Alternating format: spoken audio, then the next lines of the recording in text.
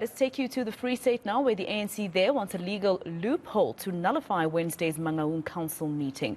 This after its own councillors defied the party and voted with the opposition to elect the DA's Maryke Davies as speaker.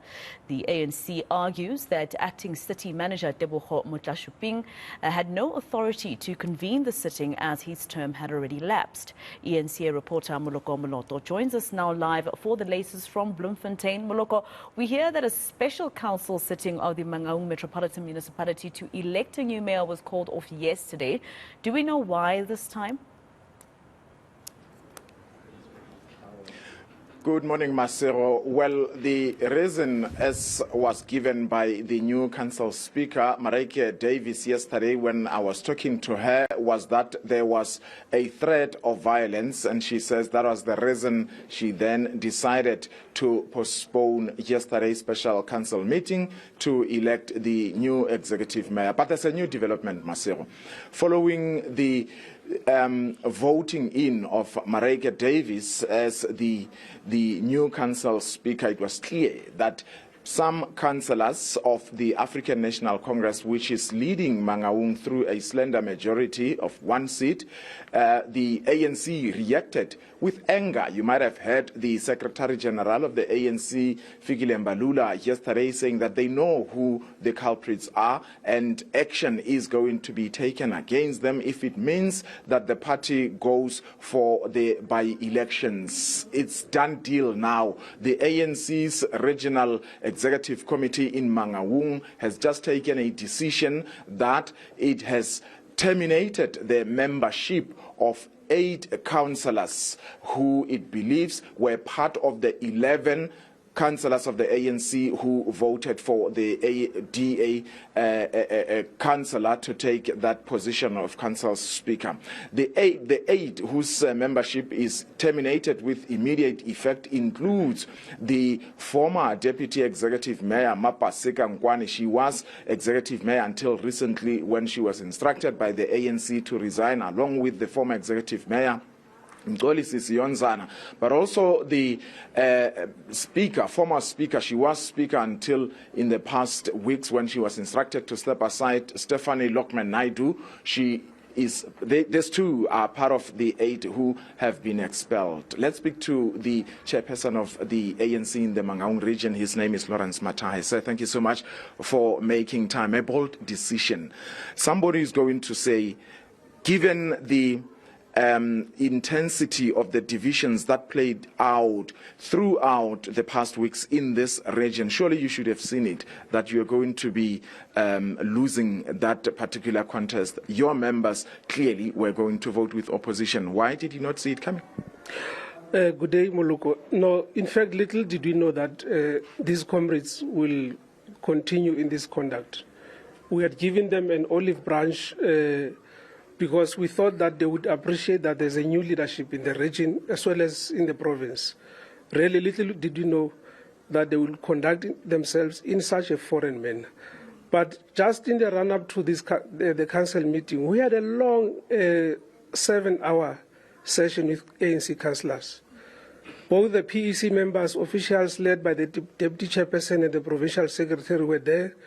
When we emerged from the meeting, we were convinced that everybody will heed the call and the directive of the ANC.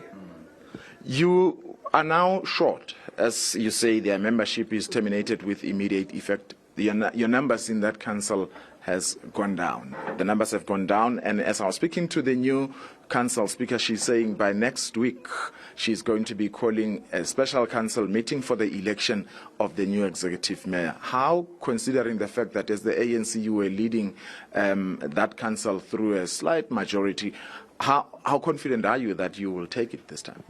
I'm sure you would know that there are 3 parties that are cooperating with us. Those parties, they had given us an added 4 councillors. So, in fact, we are no longer 51. Through our cooperation with those parties, we are now 54. We are certain that because we are removing with immediate effect 4 PR councillors, those PR councillors will be replaced in no time. Within 48 hours, they'll be replaced but we'll as well be declaring a vacancy in 4 wards. So we'll be minus 4 councillors, but with the 4 additional members that we have from parties that we are cooperating with, we will still maintain a 51-member majority. Yeah, you say 11 voted with the opposition on Wednesday, yet you decided to fire only 8. Why are you not firing the other, how many? It would be 3 or 4, the remaining ones. We are still in consultation with those councillors. They have shown remorse. We have given them a hearing, but we have left this in the hands of the PEC under the leadership. Was it not because you wanted to continue to maintaining the numbers there? No. If members continue in this manner, we are not afraid to go to by-elections and contest there. We definitely are not afraid. But the 8 members that we have taken a bold decision to expel have been showing us a sense of no remorse, because continuously they have been reported to be voting with opposition. Yeah, but voting for the speaker on Wednesday happened through a secret ballot. How did you determine that they actually are the real culprits here? Look, immediately after our council meeting, we had a 2-hour session with councillors of the ANC, where we asked everybody, how many of you comrades voted for the candidate of the ANC? All of them raised their hands, 51 of them. It was an anomaly because the candidate of the ANC only received 40. So that the 8th that we took a decision to expel did not show any sense of remorse. We know them. We did not have to conduct a lie detector, a polygraphic test. We know them.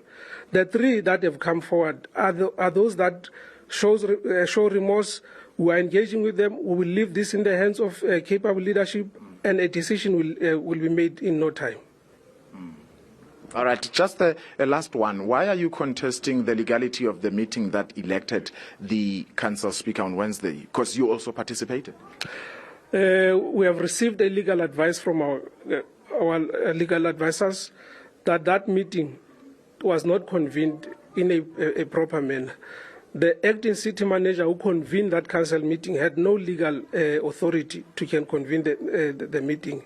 As you would know, in a situation where there's no speaker of a municipality, where there's no city manager or acting municipal manager of a municipality, the MEC responsible for local government is endowed with a legal duty to convene the sitting of a council meeting. In this instance, we did not have the speaker, we did not have even the acting city manager. So a reasonable ground exists for us to approach the court on an urgent basis to nullify the proceedings of this council meeting. Thank you, sir, for your time. Lawrence Matahe is the regional chairperson of the African National Congress in Mangaung. All right, reporter Moloko Moloto live for us there in Bloemfontein, particularly in Mangaung. All right.